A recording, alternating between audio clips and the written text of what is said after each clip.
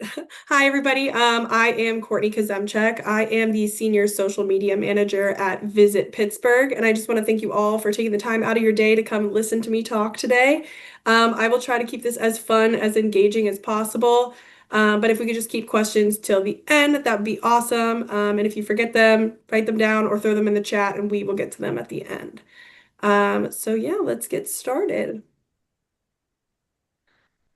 Alrighty, so before I begin, I just want to quickly talk about what we do at Visit Pittsburgh for people that are a little bit unfamiliar. We are the destination marketing organization for the Pittsburgh region. So our job is to bring people into Allegheny County and hope that they have a great time here, share their experience, spend their money, and hopefully come back.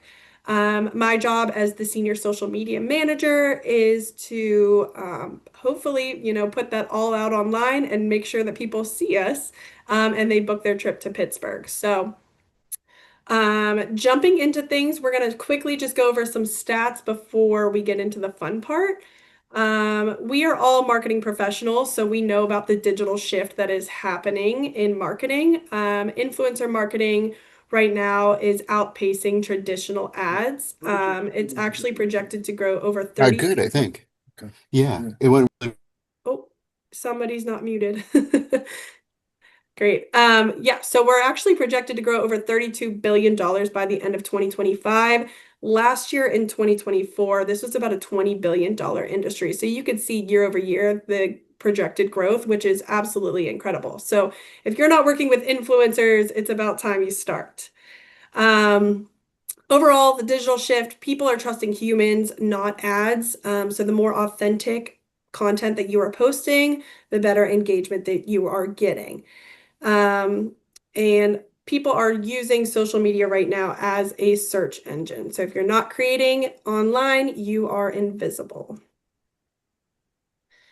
Why influencers matter more than ads. I could get into this all day, but ultimately the takeaway here is that ads tell, influencers show. Whoopsies, there we go. Sorry, I gotta move this out of the way here. There we go. Yeah, ads tell, influencers show. They don't just broadcast a message, they create a connection with people. They have a different targeted reach compared to traditional ads, and it's really just that trust and credibility. Influencers nowadays are these experts, they're your friends, they're people that you're looking to hear their story versus traditional ads where it's kind of just, a brand message or a slogan or a logo that people don't necessarily care about anymore.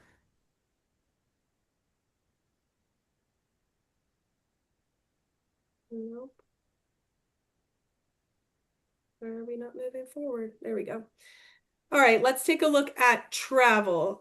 So I know no one wants to look at statistics, but this is important, at least in the travel industry. Right now, 42% of travelers are using social media as their top source for trip ideas. I am one of those people. I'm actually going to San Diego this Sunday, and the first thing I did was get on TikTok to look what can I do in San Diego when I have downtime. Um, so that's pretty obvious that people are using that tool now. Research drives decisions. 80% of research is happening before booking a trip. No one is just booking a trip now because they want to. It's because they're researching, they're looking into, hey, I want to go somewhere that's inexpensive within 3 hour drive market of me. So all of that research is happening before they are booking. All of that research is happening because of social media. It's happening because what is on your website. When it comes to platform preferences, this isn't just travel. This is across the board in pretty much any industry. Gen Z is on TikTok. Millennials prefer Instagram. And ages 35 to 54 are on Facebook and YouTube. This is my favorite stat at the bottom here. 56% of people trust influencer booking links. I am not an avid link clicker, but when I see an influencer posting something, I'm the first one to go to their website or their blog and read more. 64% of people discover new destinations or experiences through influencers. So that's kind of our sweet spot there. We want to utilize these influencers to help people that are online find Pittsburgh. So the key takeaway here, social media isn't just inspiration, it drives booking and builds trust. These people, these influencers are now modern day travel advisors. No one's going to travel agents anymore. No one's utilizing travel advisors. They're going online. They're using ChatGPT. They are using social media. They are following these websites and these bloggers. So let's take a look at our journey at Visit Pittsburgh. It wasn't all rainbows and sunshines over here. When I started with Visit Pittsburgh over 3 years ago now, we had no influencer strategy. Influencers just kind of started on TikTok being a major thing. And in the travel industry, it was kind of just starting out. I don't even know who was the first travel brand or even DMO to really work with influencers. It kind of just was like a trickle down effect. One person started and then we all kind of hopped on. So yeah, we had no formal approach to working with creators when I started. So that was a big shift for me. I came from a background of real estate marketing where we didn't work with influencers. There was no need. We were filming videos of houses and talking to real estate agents. There were no influencers. So for me to come into this industry and be told, hey, we need to start working with influencers, where do we start? The first step, obviously, is research, research, research. I got online and I started looking up, what all these platforms, what content is performing where, what are the different kind of influencers, how am I finding these influencers, what's going to work best with my brand. And then also we analyzed past campaigns, other brands. I reached out to some of our competitors, Visit Baltimore, Visit Philly, Visit DC. Who are they working with? What are their budgets looking like? Um, and really just deep diving into that research phase until I kind of felt like I knew what the heck I was talking about. But realistically, at the end of the day, working with influencers and starting out is just learning by doing. And I'll get into kind of how you can start out and have these like steps to help you create a strategy, but ultimately it's kind of just trust the process. You got to start somewhere. If your first campaign with an influencer isn't successful, it's not the end of the world.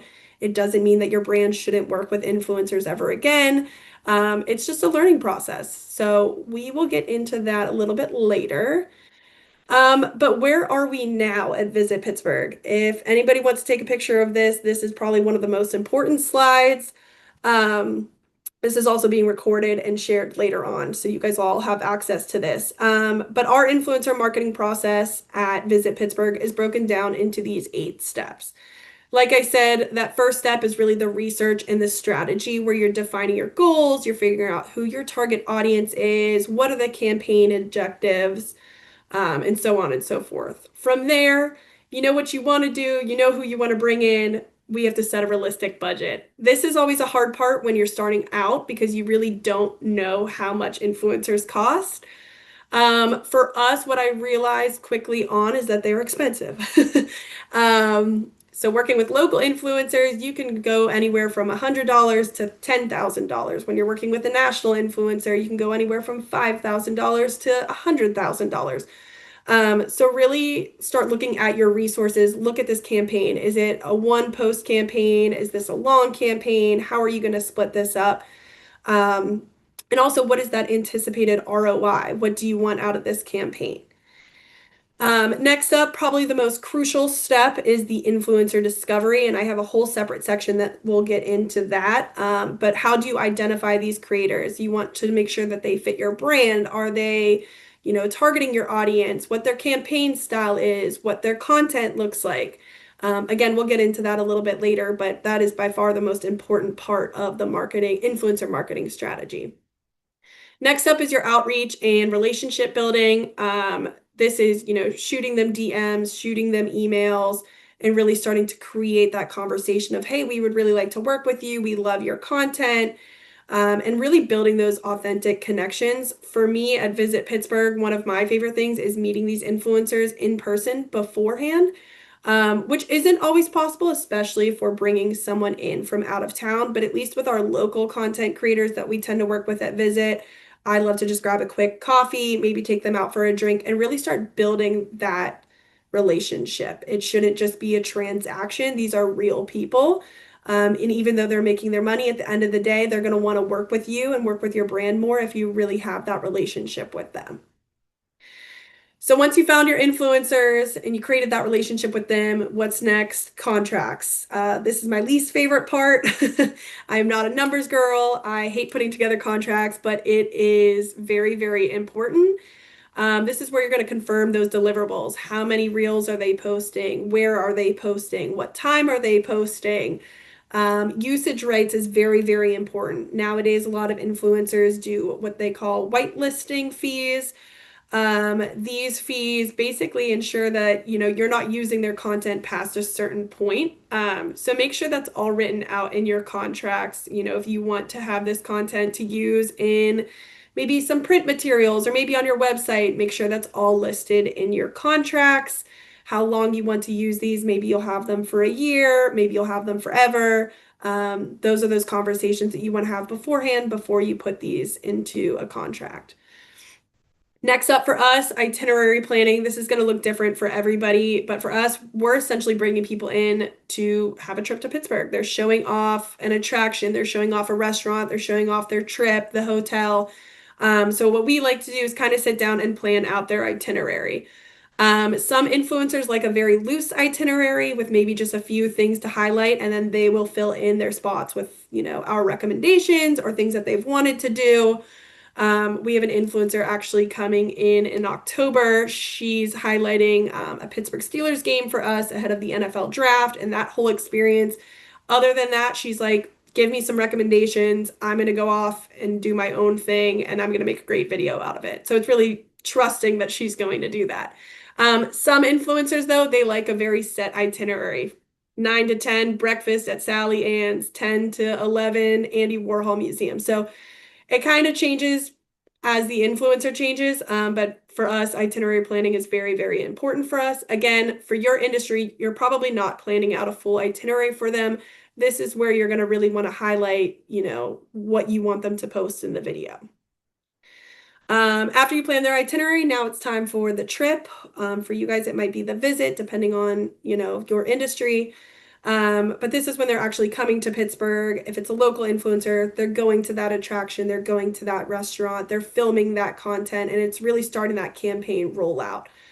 And then last but not least, content goes out. What do we do next? We track and report. And I'll go into this a little bit later, but measuring these meaningful KPIs and how to use those in future campaigns.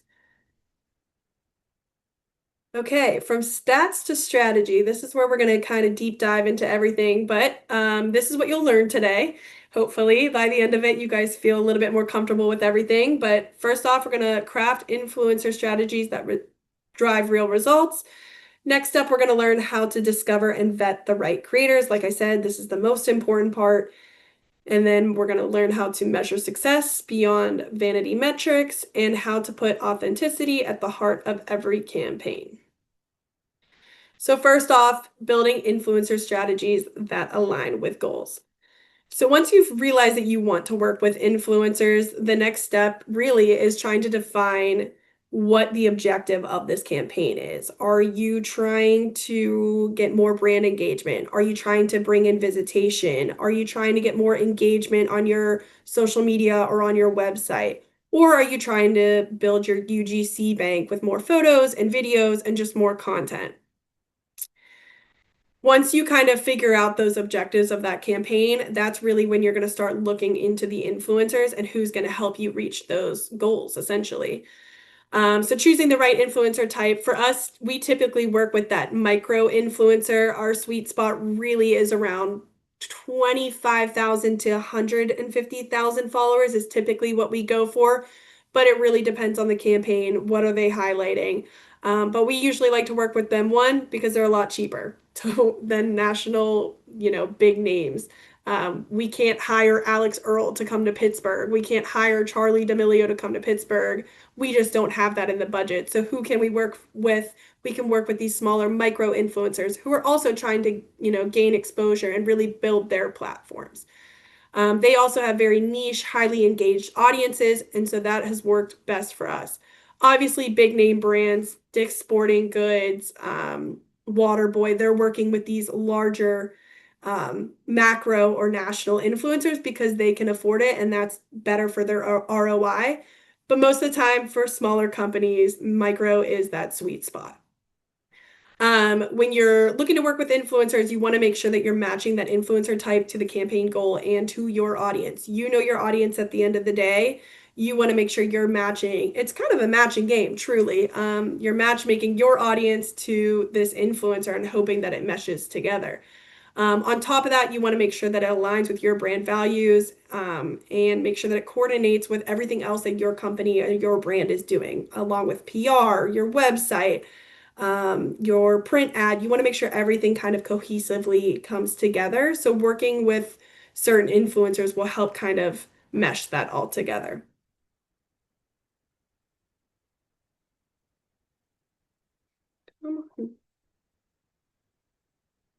No, there we go. Okay, like I said, this is the most important part of the influencer process, finding and vetting the right creators. When I first started out at Visit, I was like, how the heck am I going to find these people? I don't know any influencers other than these big names that I'm seeing on TikTok, and that is so far out of reach. So yeah, the discovery process, probably the most time consuming, but the most crucial. The best way to discover these influencers is through organic search, referrals, and specialized influencer platforms. For us at Visit Pittsburgh, we do a little bit of all three. We've worked with influencers that I found just scrolling through my For You page. We've worked with influencers that referred to us from, other partners or even some of our competitors. We actually have someone coming in this weekend that Visit DC referred to us. He's a foodie content creator and will be highlighting farm to table experiences in Pittsburgh for us. So definitely lean on your community, lean on people that you know that have worked with influencers before. Most of them have recommendations or referrals for you. I know for me, I have an entire list of local content creators that we've worked with, and I'm always happy to share those out with our partners or whoever needs them, as well as give recommendations for, who we've worked with in the past and what's been successful for us. And lastly, these specialized influencer platforms. We worked with Tagger, which is now bought out by Sprout. If you have the money and the resources to get an influencer management platform, especially if you have a small marketing team or a small social media team that really can't take on much of this tool or this platform will really, really help you and save you a lot of time. Um, since I'm the one that covers all of our influencer marketing, this tool has saved me hours and hours off of my life. I can basically type in, I want to work with a male influencer, 35 to 40 years old, that lives in Baltimore, that is a foodie content creator, and it'll come up with all of these different options. It'll show you kind of an estimate of their rates, brands that they've worked with in the past, their most successful content, what platforms perform the best for them. It's truly incredible. And if you guys do have the resources within your organizations, I highly suggest looking into those. But again, if you don't have those resources, organic search and referrals will do just fine. I know a lot of smaller DMOs, that's all they do, and they've worked with amazing creators and have had amazing success. So definitely recommend using a little bit of all three, though. It definitely helps. So once you discover these creators, the next part is vetting them. For us, we look at four major things: audience demographics, massive for us, engagement and authenticity, content quality and style, and past partnerships. For us at Visit Pittsburgh, like I said, audience demographics is huge. We want to make sure that we're working with content creators that are within our drive market. So Philadelphia, New York, Baltimore, Cleveland. We want to make sure that we're working with these people that have major audiences in these drive markets, that they see this content and they're like, oh wow, like Pittsburgh's only 2.5 hours away from here. That's such an easy trip for us. Last year, I think we worked with 4 Philly content creators because of the direct flight with Frontier from Philly to Pittsburgh.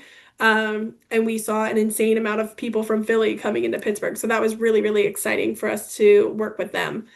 But yeah, I would say all of these are really important. Look into their past partnerships. Have they worked with brands and companies like yours? I always like working with content creators that have worked with other destination marketing organizations, hotels, Airbnbs, things within the travel industry. For you, that might look different. If you're a restaurant and you're trying to bring in an influencer, look to see have they done other foodie content? Have they highlighted other restaurants? And the obvious one is engagement. Are their numbers looking good? Don't always look at the following count.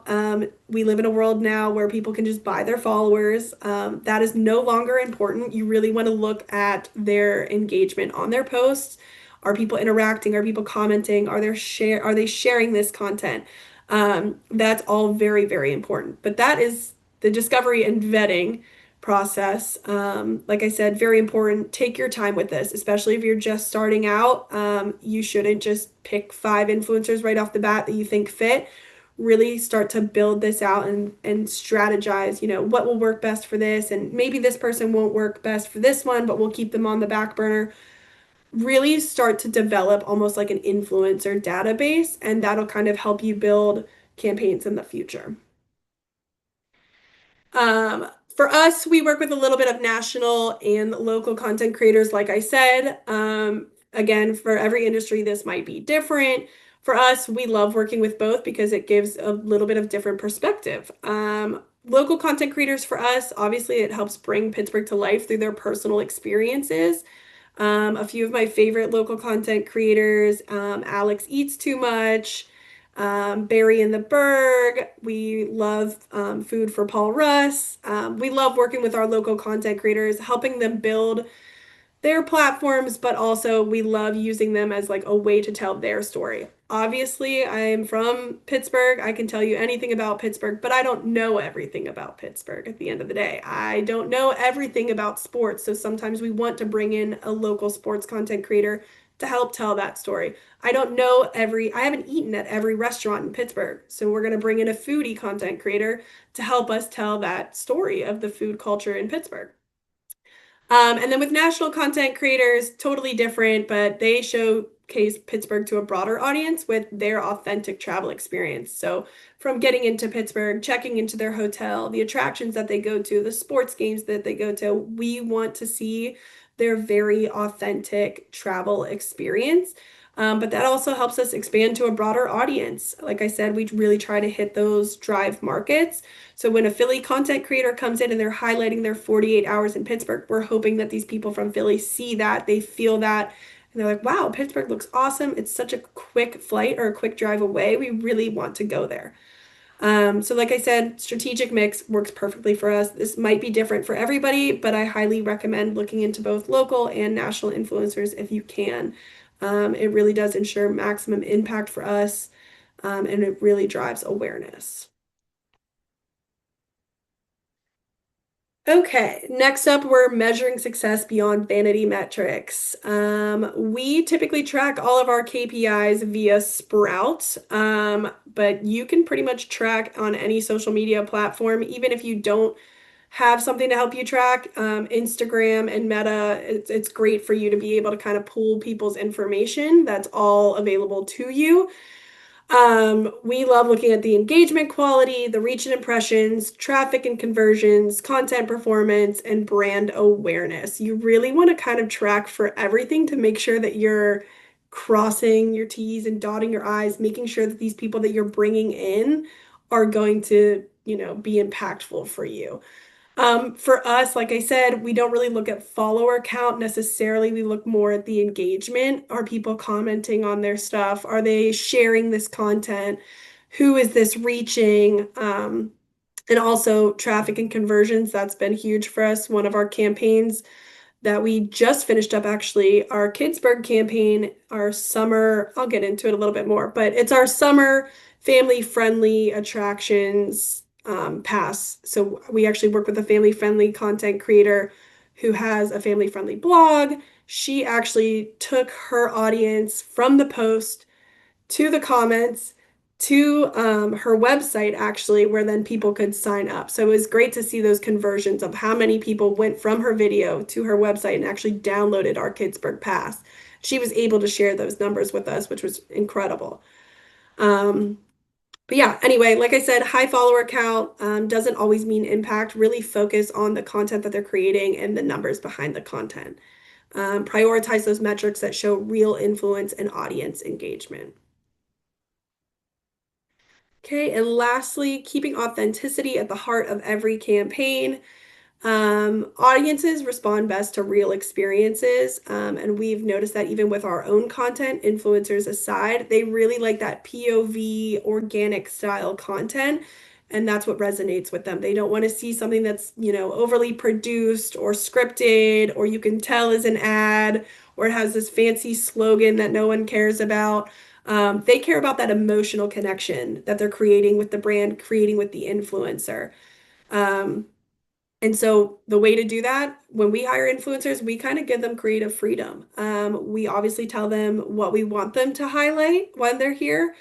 Um, and we give them that in the contract. When we talk about deliverables, hey, we want one video highlighting the Steelers game. We want one video highlighting food and culture in Pittsburgh. But ultimately, we let them kind of create the content. You hired them. You like their content, obviously. So at the end of the day, you have to trust them to really tell that story.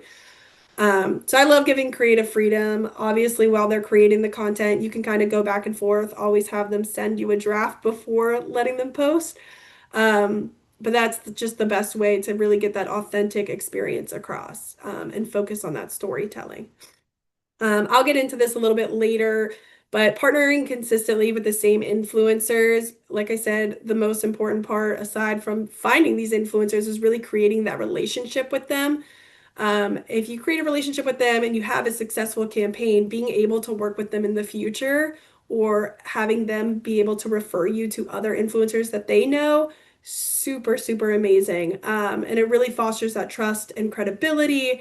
And we want those long-term collaborations. All right, now we'll look into some examples. I did 3 separate examples to really kind of like give you a deep dive on how we all do this. But the local content creator is the first one. The example that I chose for this, and I love this story. Food for Paul Russ.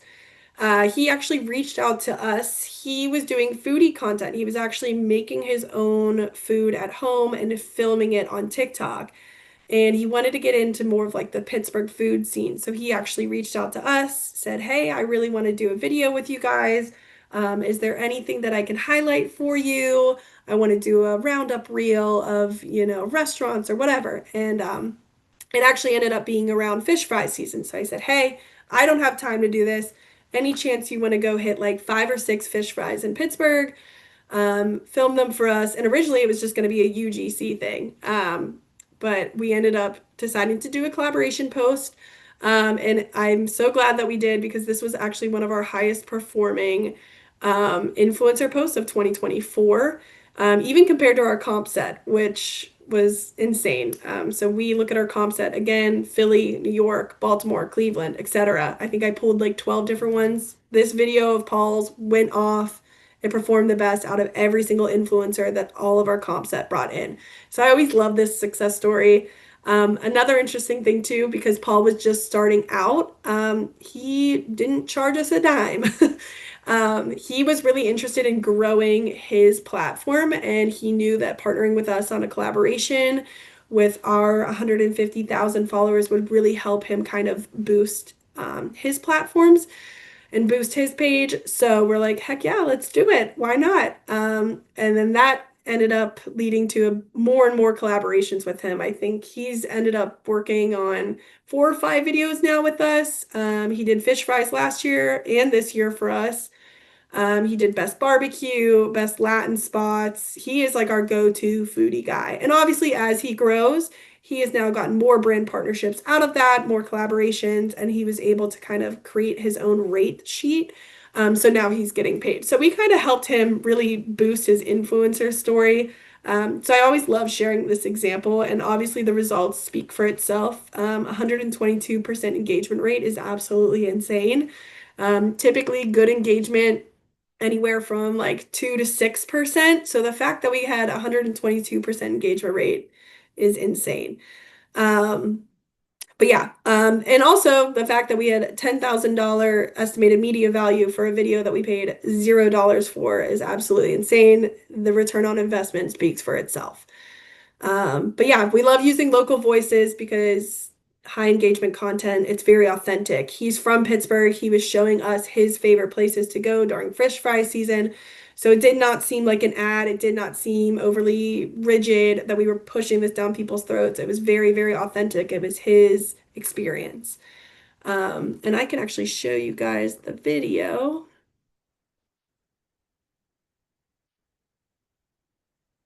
Mm, Find some of the best fish sandwiches in the city, starting with Oak Hill Post in Brookline. Their sandwich is super unique because it comes on a biscuit. Their homemade tartar sauce with pickles is excellent. It really checks all the boxes. Next, we have St. Raphael Fish Fry. In addition to fish sandwiches, they have crab cakes, fried shrimp, provolone sticks, cod nuggets, and a bake sale.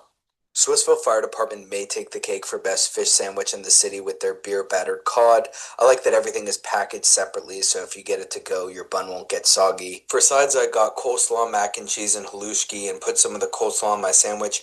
I recommend going for lunch or ordering in advance because they sell out early. I don't know what kind of Pittsburgher I'd be for not adding permanis when we're making a best sandwich in Pittsburgh list, and their fish sandwich is no exception. This was my first time ordering it, and it was awesome. Fish fry season is here, and I've teamed up with Visit Pittsburgh to find some of the best fish sandwiches in the city, starting with Oak Hill Post in Brookline. Their sandwich is super unique.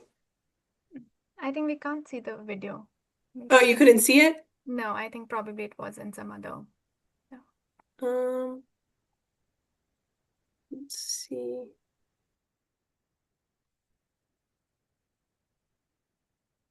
Can you see it now? No. You can also drop the link if you want in Yeah, the chat, or I'll maybe do that. we can do that later. Sorry about that. Yeah, no, that's fine. Okay. I'll drop them in at the end because I don't want to. Yes, that sounds good. Okay, sorry about that, everybody. But yeah, anyway, loved working with Paul. Once you guys see the video, you'll see that we kind of just gave him creative freedom. He picked the spots that he wanted to highlight. It was his voice. And even though it was his voice and, you know, he was talking about things he wanted to talk about, it's still aligned with our brand. It's still aligned with our goals. And it ultimately was extremely successful for us. Okay. Whoops. Okay, next up, I kind of mentioned this one earlier, but national content creator, Brittany Delgado. She goes by Kid Friendly Philly. We have brought her in the last 2 years to kind of boost our Kidsburg campaign. Our Kidsburg campaign, for those of you that aren't familiar, it's essentially a savings pass for all the kid-friendly attractions in Pittsburgh, Carnegie Science Center, Phipps, the zoo, Kennywood, etc. So we brought Brittany in the last 2 years. She has an amazing following, mainly in like Philly, New York, New Jersey, which again is all drive market for us. And we bring her in for an entire weekend. It's her husband, and her little daughter, Lily. And they just hit all those attractions and really kind of help us spread the message of, hey, come to Pittsburgh now. You can get all these savings. School's out, so what better time to bring the kids? And like I mentioned before, she actually has a mommy blog as well. So she was able to kind of take her social media following to the blog to then download the passes. But she also set up in her comments, if you commented Kidsburg, it sent the pass information to you directly through DMs, which actually helped us this year. We had the most amount of Kidsburg signups ever in the past 7 years that we've been doing this. So we'll probably continue to work with Brittany and her family. She's such a delight to work with. And again, we had great engagement with her and also a great estimated media value. I think just out of transparency to bring her in, it was roughly around $4,000 to bring her in. And then also her content was around $2,000. So you can see that estimated media value is still above that. And again, this is different for everybody because we work in the travel industry. We really want to bring people in. So we're paying for their flights, we're paying for their hotels, we're paying for their meals while they're here, and also covering these attractions. A lot of these Pittsburgh attractions are our partners, so they give us discount rates or comp tickets, which is super helpful. But again, this is just because we're in the travel industry. You're not always going to have to bring in these influencers and pay for all of these things. So your rates, your estimated media value might look different for a situation like this. And then hosted media trips. This is something new for us. Last year, I believe we started bringing in social media influencers instead of journalists. At Visit Pittsburgh, we've been bringing in journalists on media trips way before I started. And the issue with that we ran into is that journalists were coming in, and because they didn't have an assignment, they didn't have anything to write at that time. So it wasn't that immediate release that we wanted. They were kind of waiting months and months before they got an assignment that actually made sense for them to, throw Pittsburgh in. An example of that was we hosted a bunch of craft beverage journalists for Barrel and Flow, I think 2 years ago. And one of the journalists that we had there actually didn't have an assignment to write for like 2, 3 months. So by the time that she wrote it, Barrel and Flow was long gone at that point. Even though it helped for next year, it still just wasn't as timely. With influencers, it's that immediate reaction, right? They're posting right then and there. They're posting stories, their live experiences, and when they get home, it's almost that like recap reel of like my experience in Pittsburgh. So we're seeing way more engagement up front than we were while we were using journalists. So like I said, we started this last year. Our first one actually was a sports content creator trip where we brought in 4 or 5 influencers that were niche sports content creators. We brought them in for the Pirates home opener. We took them to the Hall of Honor Museum. We took them to the Roberto Clemente Museum. We took them to a Riverhounds game. I think we had them in town for 48 hours. For that weekend alone, there was 115 posts. The important thing to note with these trips, they are expensive to cover. We actually do not pay the content creators to come in. So our way of kind of giving them that experience is, hey, we'll cover a free trip to Pittsburgh, and we just hope that you guys will include it on your social media. We hope that you guys post stories. We hope that you post a reel. There are no contracts for this. We are not paying them for deliverables. We are just hoping that if we give them this experience, that they are going to want to share it with their audiences. Luckily, that has worked out for us, and we continue to host these trips. Like I said, we're actually hosting one this weekend on Farm to Table Experiences, where we have 3 influencers coming in for free, essentially. But yeah, we work with our partners, our hotels, to kind of host them and give them this full trip experience. The example that I want to show you, and again, I'll share this link so you guys can see the videos, is our tech and rec media trip that happened a couple of months ago. We hosted 4 national travel content creators to kind of highlight the tech and rec scene in Pittsburgh. At Visit Pittsburgh, we're trying to get away from Steel City, grit, grime. We're really trying to lean into the tech innovation and the greenery and how many amazing outdoor activities we have. So this was kind of our way of doing it. My colleague Alex made an amazing 3-day itinerary stacked full, and our influencers loved it. There were 62 posts across all platforms.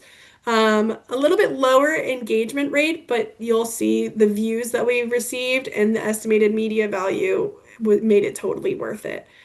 I will say, if this is something that you are planning on doing, again, maybe not for travel, but bringing in multiple influencers and kind of doing an exchange situation, communication is the most important part.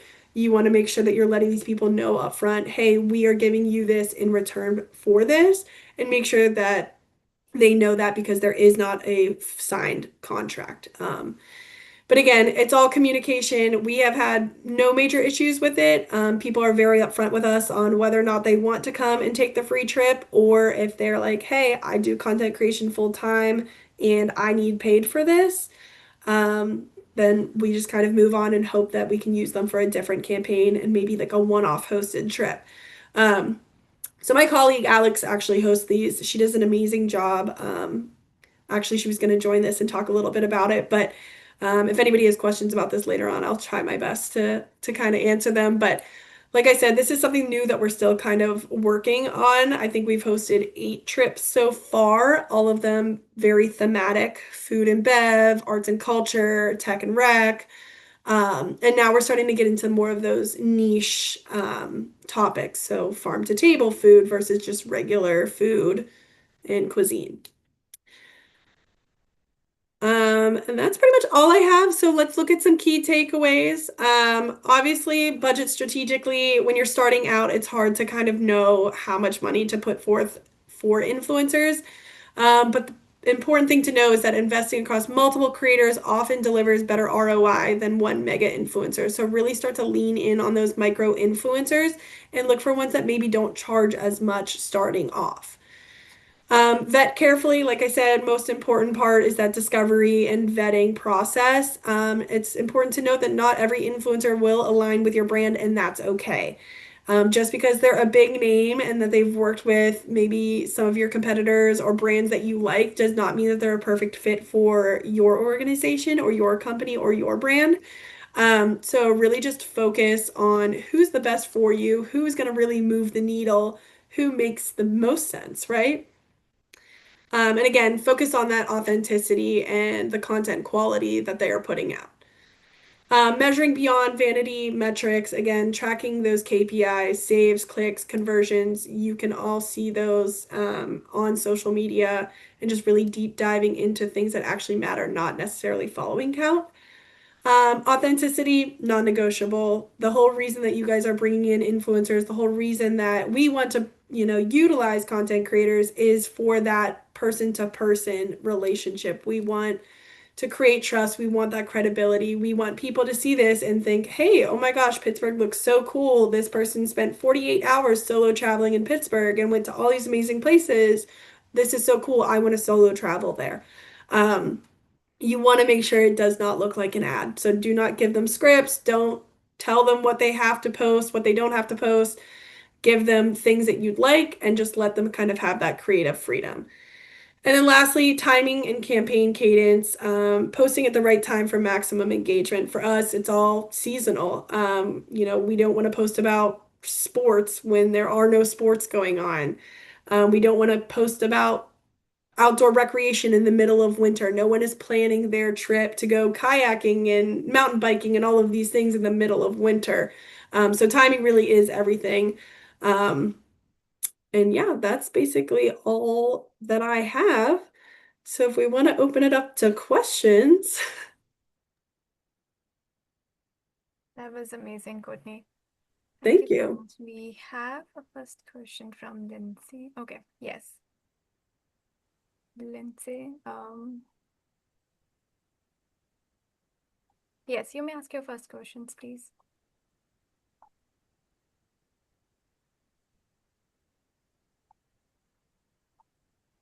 I have a question.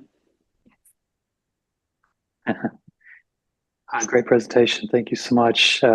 This is Chris Bevel, with president of the AMA Pittsburgh chapter, by the way. Thanks for presenting. Thanks for having me. Yeah, great presentation. Thank you. My question would be, how much of this, of what you shared today would be specific to Pittsburgh versus applicable to other city markets? I would say it really just depends on the city itself. Like I said, our competitor set, I talk often with DC, Philly, New York. But honestly, everywhere is different. I would say the process, those 8 steps that we kind of went over, those are the same regardless of the industry for the most part. I think the only part that would be different is that itinerary planning for other industries, but at least in the travel industry, that 8 step process is pretty consistent throughout. Um, but honestly, it really comes down to budget and resources. I know with Visit DC this past year alone, they brought in 45 different influencers. You can say roughly $5,000 per influencer they brought in. That's insane. We do not have that money at Visit Pittsburgh. I wish we did. But yeah, it really just depends on the size of the DMO, the budget. Obviously, for big things coming to the city too. So next year with the NFL draft kicking up, we'll have a higher budget. We'll be bringing in more influencers. Um, but yeah, that's pretty much it. For smaller DMOs, a lot of people only have like teams of 2 or 3, and they really don't have the manpower to run a lot of influencers or even the budget to bring a lot of them in. So I know that that is an issue that they're trying to work on. A lot of people also are hiring agencies to help them with that. But for us, like I said, our comp set is pretty consistent throughout. We do have a lot of questions in the chat. Yep. So I think you already covered that. How do you find influencers? Do you use an agency or just reach out to them on their social channels? I think you already covered that, but any further information that you want to provide on that? So sorry, I was plugging my laptop in because it was about to die. Can you repeat yourself? Yes, it was how do you find influencers? Do you use an agency or just reach out to them on their social channels? I think you already covered that in the chat. Yeah, Any I'll quickly further just go over it again just so everybody knows. Organic search, referrals, or there are specific platforms that you can use, or you can use an agency. For us, we use a little bit of both. We actually just signed on an agency, so we're going to start using them a lot more to bring in our influencers and content creators. But right now, for me, scrolling through TikTok, scrolling through Instagram, finding those travel influencers. I also love looking up hashtags too. So for us, hashtag travel, like it sounds kind of just bland, but I'll scroll through there and find travel content creators that I love and kind of just like put them in my database and be like, okay, this person, I love their content. Maybe we can use them at some point. Referrals, talk to other people, see if they've worked with anybody. Like I said, I love giving people my spreadsheet of local content creators. At the end of the day, I want everybody to work with content creators because it's important. Not everyone is going to give you referrals, but really reach out to your community, maybe even some of your competitors that you work closely with, and see if they have any recommendations for you. And lastly, if you do have the budget to kind of invest in one of those influencer management platforms, I highly, highly recommend Sprout Social's influencer management platform has changed my life. And that's typically how we'll find influencers, especially for these larger trips where we're bringing in more national names versus just like local, smaller content creators. But yeah, there's 100 different ways you could honestly find them. Hopefully that answered your question. We do have a lot of questions. Oh So boy. the next one is, are you asking influencers to share any of their numbers, or are you just looking at the publicly available data on their posts? Great question. The first thing that you want to do with content creators that you're communicating with is ask them for their media kit. Their media kit is kind of just like almost their resume. It should include their past brand partnerships that they've done. It should include their demographics, their audience demographics. It should include their rates. I think that's pretty much it, but it should be basically a resume of why they should work with you. That is, the important part there is getting that media kit. You can always ask them for it. And if there's something that's not on the media kit, if you want to know more about their numbers, if you want to deep dive more into their audience or more into why their rates are what they are, that is where that communication comes into play. Just because the rates might be $5,000 for a reel and 3 stories does not mean that you're going to pay $5,000. That is, you can negotiate with them, you can build a package with them. Say you want one TikTok, one Instagram reel, 3 stories, kind of like it's kind of just like a roadmap for you guys to start that conversation. But don't feel like you can't ask them for that information. At the end of the day, if they want to work with you, they will give you that information. So definitely ask them for that. Okay. We do have a hand raised from Lindsay if she wants to ask a question. Hi, Courtney. Thank you. First of all, well done. Thank you. Very, very, very helpful. I have 2 questions very quickly. First one is, while the primary goal is to reach audiences outside of Allegheny County to come in, have you ever done any initiatives to engage Allegheny County residents, because Pittsburgh people love Pittsburgh things? Sure. Yeah, good question. Ironically, our social media, at least on Instagram, I would say we're 50-50. 50% of the people that follow us are from Allegheny County or the outskirts, and 50% are, drive market, national. We even have some international folks that follow us, which is great. So we do try our best to kind of use influencers to kind of hit both sides. That's really where like the local content creators come in for us too, is, we want them to help tell the story of Pittsburgh. Events for us is huge. Trying to bring people in for events or sporting games, and things of that sort to kind of like help excite the Pittsburghers and the Allegheny Countyers. So yeah, we do try to do a little bit of both.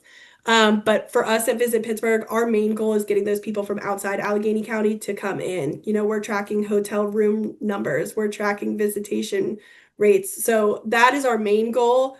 So that's really why we try to work with content creators and bringing people in. But we do sometimes work with content creators to, reach the Pittsburgh audience as well.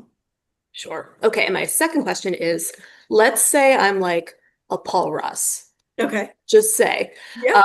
where I have a brand and I want to grow and I want to specifically put eyes on public art and performance art experiences in Pittsburgh because I'm an interdisciplinary circus artist. Oh, wow. So Awesome. I juggle, I drum. Sometimes I do those two things at the same time, and I try to create engaging content about that. Sure. How would you recommend that I get in touch with you? I would immediately reach out over DMs or email. At least for me, my email is on the Visit Pittsburgh page. I would say do your research, figure out, who you want to work with, who can help you, boost your page, boost your platforms. I would say start doing that research, kind of create a list of who you want to reach out to. Most everywhere in Pittsburgh that we work with, responsive on DMs. People will want to work with you, especially if you're not necessarily charging right off the bat.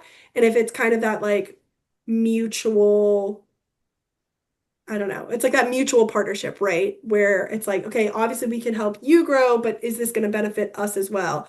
So with Paul, it was like no brainer. He wanted to be a foodie content creator, was offering to do this for us for free. We had nothing to lose because we were going to post about, fish fries anyway. So why not give a local content creator a chance?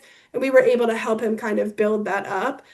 So for you, honestly, I would just start researching those people that you want to reach out to, researching those companies. Like I said, a lot of people have, staff listings on their websites, but again, just DMing, cold DMing. It's the new cold call. Cool. Thank you. Of course. We do have 4 more questions, I think. So Okay. we have like 2 minutes, but we'll try to get to that. Yeah. How are you calculating your EMV values? So we actually, like I said, work with Sprout's social influencer management platform. They actually calculate the EMV for us based off of the rates, the estimated rates for the influencers that we bring in, as well as how many times they're posting and all of that. So it kind of does it for us. Um, I'm not sure if Instagram or Meta you can actually pull that. I'd have to look into it. But we've been using an influencer management tool for that. There's a ton of them out there on all different price ranges too. Like I said, Aspire AQ is a good one. I'm trying to think. I know CrowdRiff has one. So if you're interested in really like nitty-gritty EMV value, like you need that KPI, I would definitely look into something that helps you kind of track that because it is kind of difficult to get an exact number for that, based off of the rates, the content, etc. Are there any specific red flags that you have learned to look for when partnering with influencers?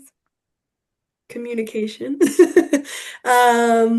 Yeah, we've worked with some content creators before that didn't go as planned. Like I said, not every single one is going to be a success story.